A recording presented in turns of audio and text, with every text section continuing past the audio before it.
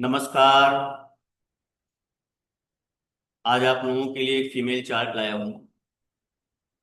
पिछली जो कुंडली थी वो मेल चार्ट थी और हेल्थ की वजह से जॉब चेंज थी।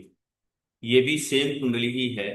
कुंडली अलग है लेकिन सेम प्रभाव की है। विषय वही, हेल्थ की वजह से जॉब चेंज। उनकी जॉब छूट गई, छोड़ दिया था उन्होंने। इन्होंने भी छोड़ा है। लेकिन इनका हेल्थ इशू ऐसा था कि इनको छोड़ना पड़ा। उनका फील्ड ही चेंज हो गया। मर्चेंट नेवी में थे और वो प्रोफेशन, उन्होंने वो एजुकेशन के प्रोफेशन में जा रहे हैं। लेकिन इनका प्रोफेशन चेंज होने का चांसेस कम है क्योंकि इनकी जो क्वालिफिकेशन है वो एजुकेशन में है, वो उस फील्ड से वो चेंज नहीं कर सकती। और एज भी काफी हो चुकी है।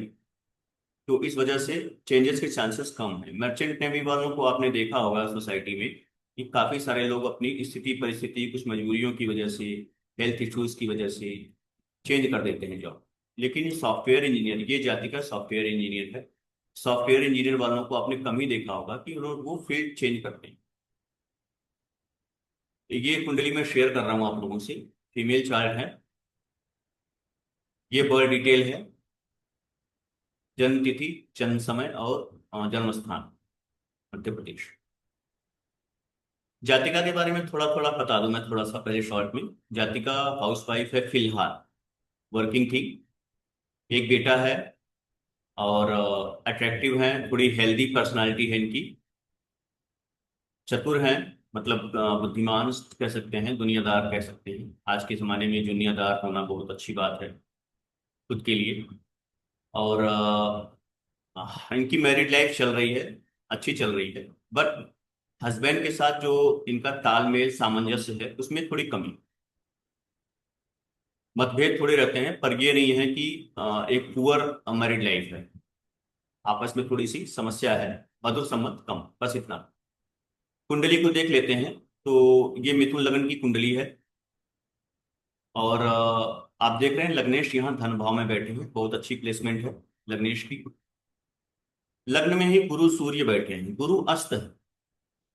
गुरु किस चीज के कारक होते हैं? स्त्री की कुंडली हो तो पति के भी कारक होते हैं, प्लस संतान के कारक तो हैं ही, धन के कारक तो हैं ही, आनंद के भी कारक।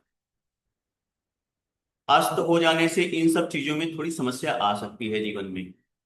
पर इनको पति, मैरिड लाइफ अच्छी है क्योंकि वो सप्तमेश होकर के गुरु लग्न में बैठे हैं, सप्तम को देख रहे हैं। ये एक बहुत बड़ा कारण हो गया मैरिड लाइफ को अच्छा होने का। और सप्तमेश पर्याप्त बलवान भी है, यहाँ आप देख लो। तो ये एक मैरिड लाइफ को अच्छा होने का रीजन बहुत बड़ा ये हो गया। पर अस्त होने से कहीं न कहीं समस्या भी हुई है, हो रही है। सूर्य की दृष्टि भी है सप्तम में।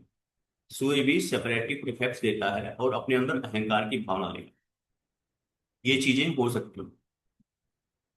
इसके अलावा जो संतान से संबंधित विषय है कि गुरु अस्त है तो संतान में पुत्र संतान नहीं होता है मैक्सिमम चीज केसेस में। लेकिन यहाँ गुरु की दृष्टि पंचम पे आ रही है। और पंचमेश देखिए विषम राशि में है मंगल के साथ, तो एक बेटा है ये इनका। उसका रीजन ये है कि ये गुरु की दृष्टि पंचम पे और पंचमेश विषम राशि में, ये एक बहुत बड़ा रीजन हो गया मेल चाइल्ड होने का। ठीक है। अब संतान के बारे में बता दिया, पति के बारे में बता दिया। फाइनेंस संबंधित अगर चीजों को देखें तो उसको अभी मैं बता रहा हूँ आगे। और क्योंकि उससे थोड़ा सा और एक्स्ट्रा कुछ जोड़ बताना है। और आनंद की जो बात करें जीवन में, तो वो आप देख ही रहे हैं, मैंने बताया कि मैरिड लाइफ उनकी बहुत अच्छी नहीं है। ठीक है, चल रहा है और चलेगा भी। एक रीजन और है आनंद में कमी होने का, वो चंद्रमा और गुरु का शराशनक। किसी भी कुंडली में चंद्रमा और गुरु एक दूसरे से शराशनक हो तो जीवन में आनंद और सुख की कमी होती है। क्योंकि गुरु भी आनंद के कारक हैं और चंद्रमा भी। चंद्रमा आप देखिए काल पुरुष में चतुर्थेश होते हैं, चतुर्थ भाव हमारे सुख दुख का होता है। चंद्रमा कारक होते हैं और ये गुरु से षडाष्टक बना ले अगर, तो इन चीजों में समस्या आ जाती है। ये एक कारण हो गया। अब आ जाते हैं फाइनेंस पे, मुख्य रूप से जो फाइनेंस का कारक है गुरु। फाइनेंस के लिए आप देखिए कि ये फाइनेंस का भाव है और ये है लाभ का भाव, ये भी फाइनेंस से जुड़ा हुआ है। लग्नेश खुद यहाँ बैठा है तो जाति का कहीं ना कहीं धन कमाने में इसको रुचि जरूर हो, धन अर्जन में, धन संचय में इसकी रुचि जरूर हो जाति का। तो यहाँ पे आप देखिए कि लग्नेश बैठा हुआ और ये बुध है। ग्रह कौन सा है? बुध। बुध किस राशि में बैठा है? कर्क राशि में। कर्क राशि बुध के लिए बहुत अच्छी राशि होती है। क्यों? क्योंकि बुध को स्वामी चंद्रमा अपना पुत्र मानता है, संतान। इस वजह से, और मित्र भी मानता है चंद्रमा, इस वजह से बुध यहाँ आकर के बहुत आनंदित महसूस करता है। तो ये धन भाव में बुध आकर के धन की कोई समस्या नहीं है। वैसे भी बुध नैसर्गिक शुभ ग्रह है और किसी अशुभ ग्रह के साथ नहीं है, इस वजह से भी शुभता है इसमें। तो धन के संबंधित कोई समस्या जातिका को नहीं है। अब ये धन का स्वामी यहाँ आके बैठा है छठे में। तो धन का स्वामी अपने से त्रिकोण बैठा है, बहुत अच्छा प्लेसमेंट। लेकिन लग्न से ये छठा है और ये कर्जे का भाव है। परसों मेरे पास एक कुंडली आई थी। मैंने मेरे अपनी तरफ से एक क्वेश्चन किया था कि क्या आपने कोई लोन लिया है, लोन से संबंधित कोई घटना आपके जीवन में वर्तमान समय में। वर्तमान में मैंने इसलिए कहा था क्योंकि छठे का स्वामी मैंने देखा था कि वर्तमान दशानाथ के साथ है। तो तुरंत सामने से जवाब आया, हाँ मैंने हाउस रेनोवेशन के लिए लोन लिया है। तो क्योंकि ये धन का संबंध छठे से हो गया, इस वजह से ये चीज, ये घटना हो गई। और दशा देखिए आप, वर्तमान में शुक्र की महादशा चल रही है और छठे का स्वामी भी दशानाथ के साथ बैठा। तो वर्तमान समय में घटना होने के लिए, लोन से संबंधित घटना होने के लिए सक्रियता थी कुंडली में, दशा सक्रिय थी। ये हो गया। अब ये गुरु कौन है? दशमेश भी है, अस्त होकर के दशमेश लग्न में बैठा है। ये प्लेसमेंट तो बहुत अच्छी हो गई, पर अस्त होने से कहीं ना कहीं करियर में संबंधित समस्याएं होने के लिए यहाँ इंडिकेशन मिल रहा है। और यहाँ राहु केतु का प्रभाव भी है, आप देखिए। ठीक है। अब आगे बढ़ जाते हैं हम। आ जाते हैं कि इनके स्वास्थ्य से संबंधित समस्याएं मैंने बताया कि हुई और इस वजह से ये जॉब छूट गई थी। स्वास्थ्य क्या हुआ कि मैं बताता हूँ। ये छठा भाव है हमारे रोग का। यहाँ से हम रोग की बात करते हैं। यहाँ चंद्रमा बैठा है। छठा भाव में जो ग्रह बैठा हो, उस जैसा रोग हमें हो सकता है, इसकी प्रबल संभावना होती है। यदि वो ग्रह बहुत सहस्रावादी बलवान भी हो गया, तब तो आप 90% मान के चलिए कि उसी से संबंधित रोग हमें होगा। अब ये देखिए, चंद्रमा इस कुंडली में सर्वाधिक बलवान है और वो छठे में बैठा है। तो ये बलपूर्वक प्रबलता से अपना फल करेगा, और जहां बैठा है वही का फल करेगा। जिस तरह का प्रभाव लेके बैठा है उस तरह का फल करेगा। तो ये रोग भाव में बैठा है। अब ये काल पुरुष की देखिए, वृश्चिक राशि है, अष्टम की राशि भी है काल पुरुष की, इसको भी हमें नहीं भूलना है यहाँ पे। तो ये डबल प्रभाव हो गया। चंद्रमा बलवान भी है और चंद्रमा रक्त का कारक है, जल तत्व ग्रह है, रक्त का कारक है। जातिका को रक्त से संबंधित रोग है। अभी हाल ही में जब ये टेस्ट हुआ था इनका, अभी हाल ही में पता चला है कि इनका ब्लड 7 हो गया है।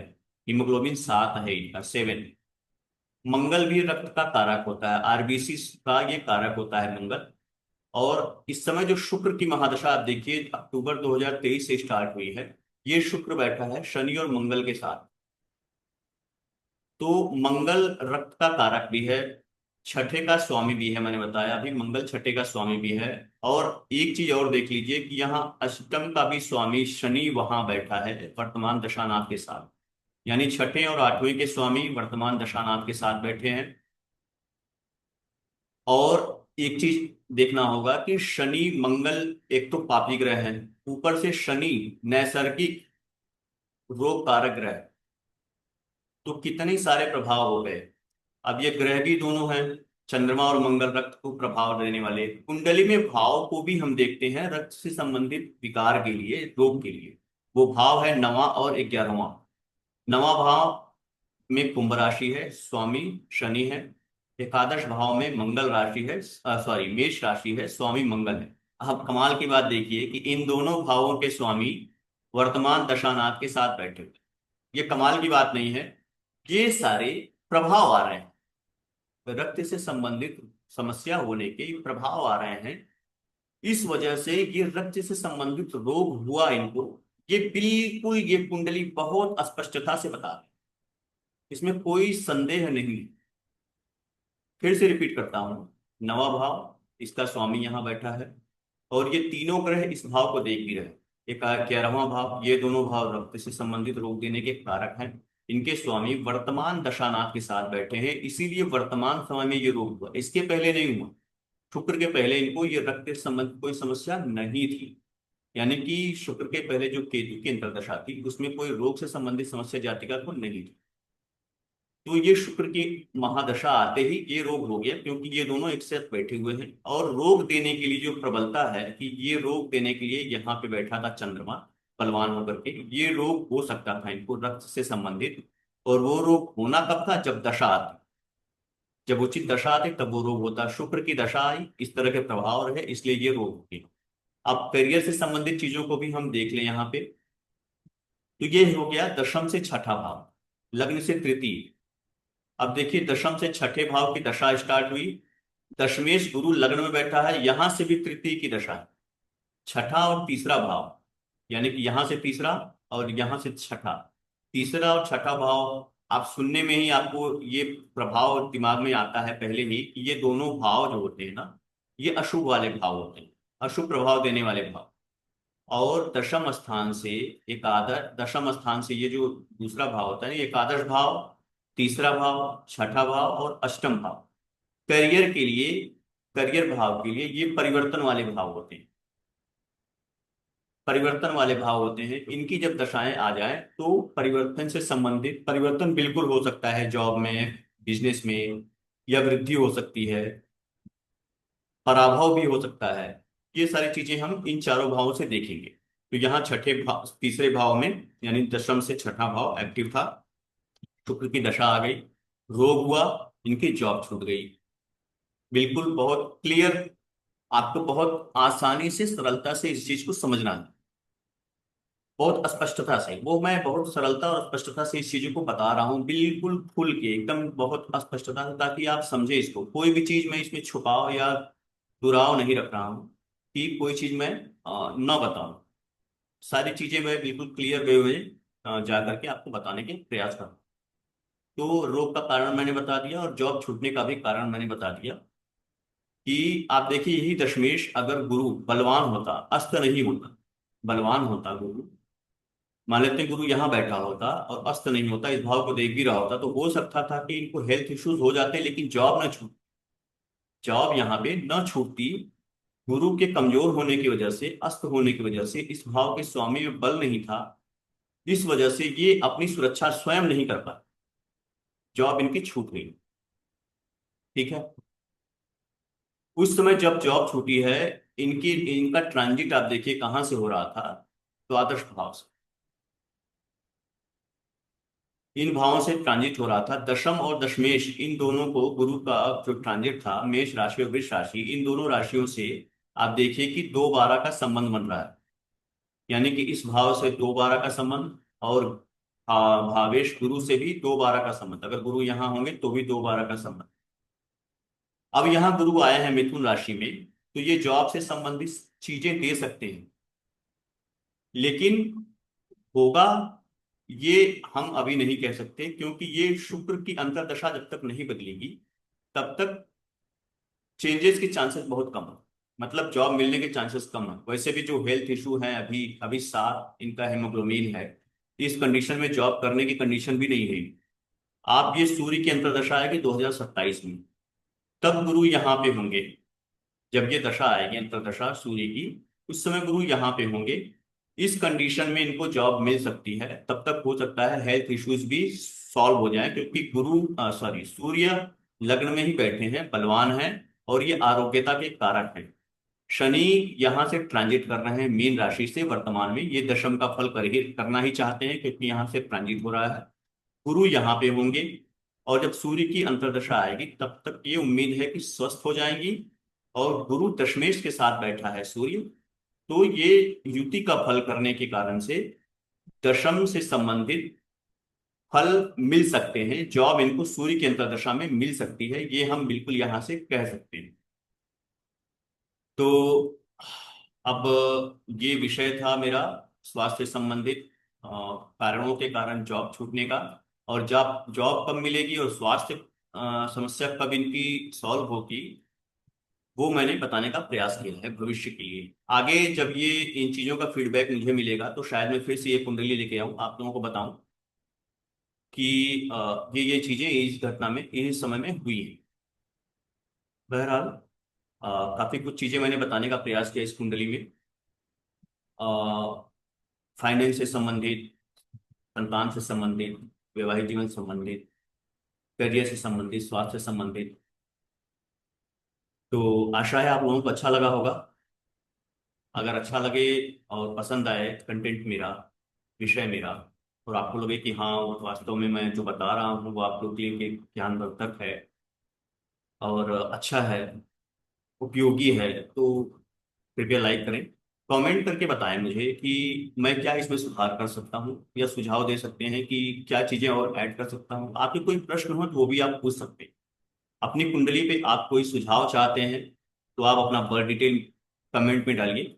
मैं उसका जवाब 100% जरूर दूंगा। बाकी लाइक कमेंट और शेयर करेंगे तो ये वीडियो और लोगों तक पहुंचेगा।